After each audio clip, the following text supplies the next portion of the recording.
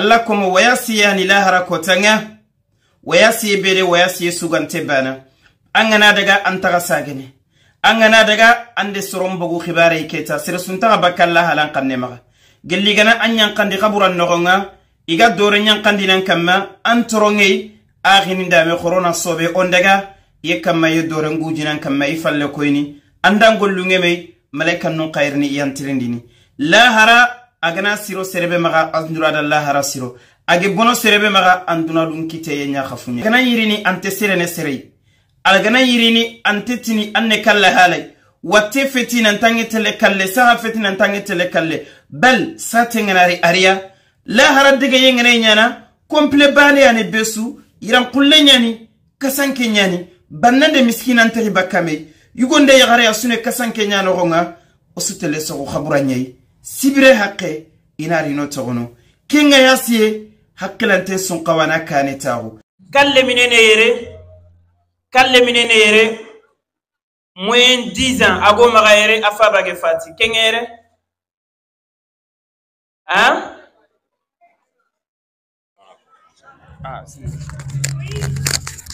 Donc, on a une question. Est-ce qu'il y a un enfant ici, moins de 10 ans, qui a perdu son papa? Inch'Allah.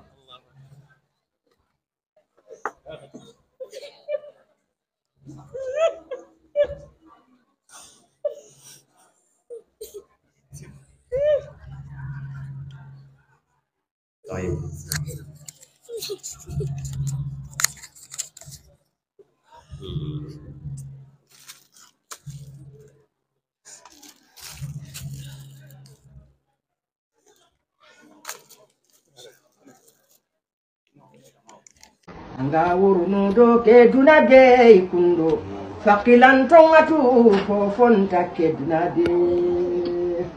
ikalle to ikasafe ganari bane hana mungu ndido fofo gadunade ifo fangada marake dunano gonde annari daga annato ke dunade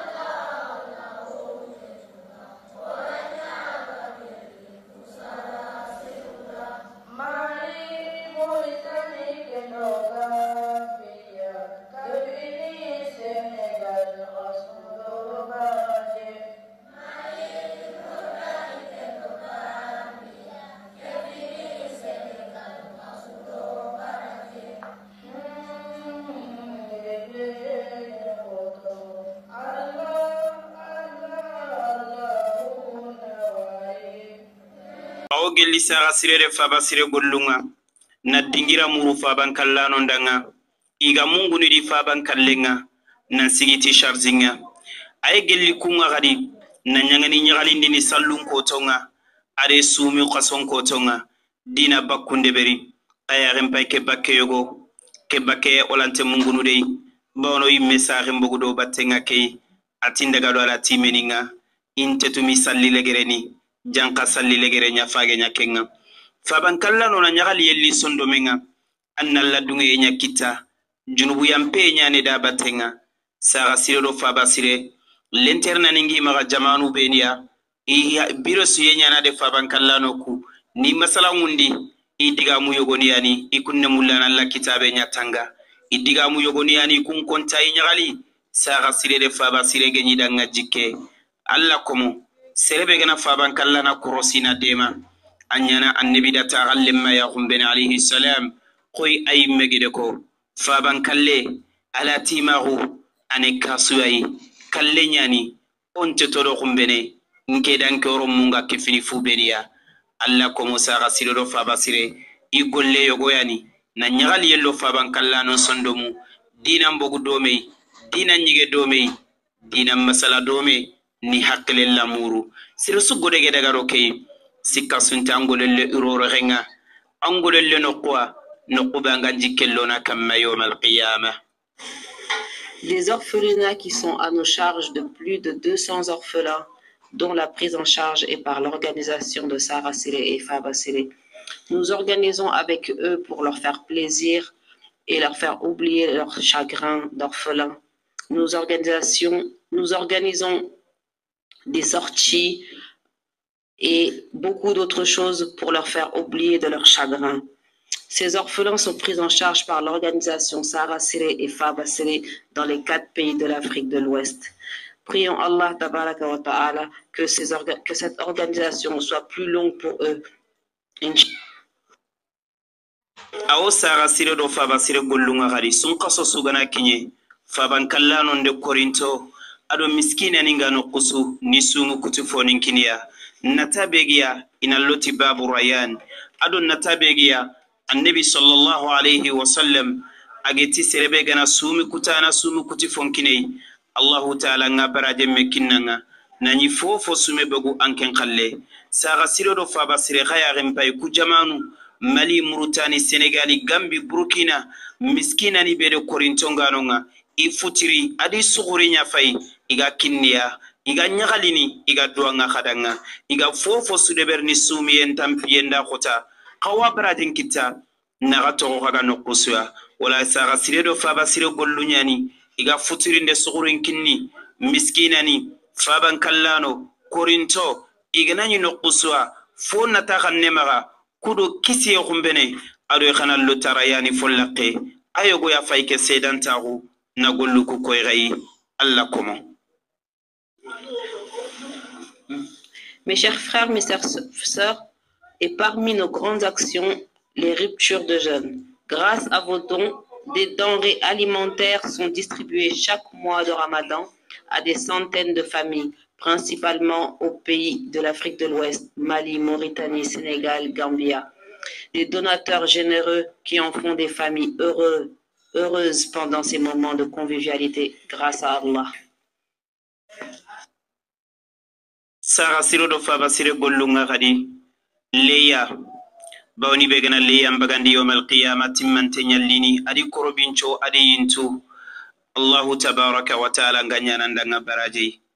ko fo miskina ni be leya segantida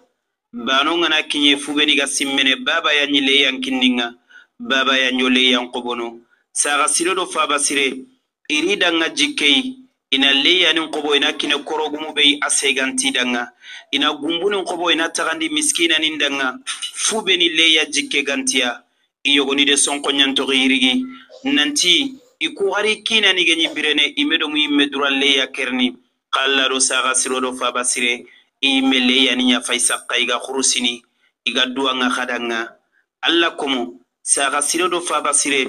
igolle yogo yani na le yani kine miskina ninga sallen kotanga osuna salli dome ni nyagalindi na nya feru jokke nantinto Allah tabaraka wa ta'ala. Les sacrifices de la fête de Eid al-Adha font partie de nos actions. Des centaines de familles bénéficient de vos dons, dont leur sont offerts à l'occasion de cette grande fête. Vous avez entré la joie et le bonheur dans ces familles en ces jours de fête. Sarah Siré do Faba Siré gollunga khadi kengeni gedi soxe Afriki debi gebe yenunga kaya rengar ni fubeni wori debu yogoni meno gelli togo bange yogoni rosilama ko ngati jike ne man sababwa Allah komo gedi soxe nyinyi ngure golle nyani gedi gebe yenunga ay gedu sikki managato baka fofo su 2000 et quelques euros alle jime kitia me kesume Sarah Siré do Faba Siré lampundi kesume Allah murano lampundi gede silami kafiri hadamare me jinna daba aswani na fankitei gedi soxe ayani gollei aga hadamare men ngatte jarana aga nyananda bogno ko kumbene Allah yampa ya gare ma gede wulle nya minindi wandi gede nyani kenya garero arjanna serebe gede gede ke gasogo Sarah Siré do Faba Siré de forage ni ndebere khadi na forage ni to nyana ntifa ban kallano forage ke forage nya jikei khar miskina ni nda na rejinguti yogo ni na daga gaga mano kutana ibira dinga bakei kuni gollu yai kana burunge daga kebe ampunge komo filli de fojate kagere fube ni sogo gedunga are forage ninga nakine debuya tarano ganto fube ni maga jikke gantiya magantanya Allah bani misidu manne menenunga kagedunya sogonunga iye salline ine futirindi sogorin jungutu bakkei ayogo ya fayke kundu na koy gaynan tigagere gollu beni deberi saga sire ado faba sire ore Allah nyaga Allah ganne besu tuganati gollu kuya ya rabbal alamin. Et parmi nos actions en fait partie la construction de puits et de forages dans les 4 coins de l'Afrique de l'Ouest, dont le minimum d'un puits d'un montant de 1 000 € de terre humide à 2 500 € de terre sec, variant les endroits. Il se trouve des endroits très éloignés en Afrique où les femmes marchent des kilomètres pour atteindre l'eau. Mais par la grâce de Dieu, l'organisation Sahara Sere et Faba Sere et à vos dons ont fait de plus de 250 puits ont été offerts à des frères et sœurs qui ont souffert de manque d'eau. Et parmi en fait partie le forage de l'orphelinat Sahara Sere et Faba Sere à Bamako. Allah Tabaraka wa Ta'ala a fait rentrer au paradis une femme qui a juste abreuvé un chien. Alors, imaginez celui qui donne à boire à tout un village. Qu'Allah vous récompense. Egeli Sahara Sere do Faba Sere gollunga mani na wotunton jara koy khasu ya renga ku imazini ya mogobe wotunto beni fayke kuni wotunta khoto ay